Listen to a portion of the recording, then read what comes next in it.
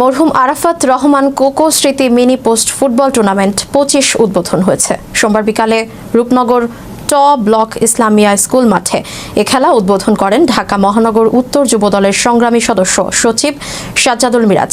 প্রধান অতিথি হিসেবে উপস্থিত ছিলেন ঢাকা মহানগর উত্তর বিএনপির সংগ্রামী আহ্বায়ক আমিনুল হক।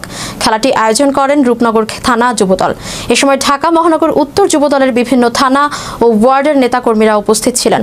যুব সমাজকে মাদক মুক্ত, নেশা মুক্ত, সন্ত্রাস মুক্ত সংগঠন ও সমাজ গড়ার জন্য খেলার কোনো বিকল্প নেই, তাই সব প্রকার খেলা বিএনপি পক্ষ থেকে সকলকেই অগ্রাধিকার ভিত্তিতে খেলার অধিকার দিবে।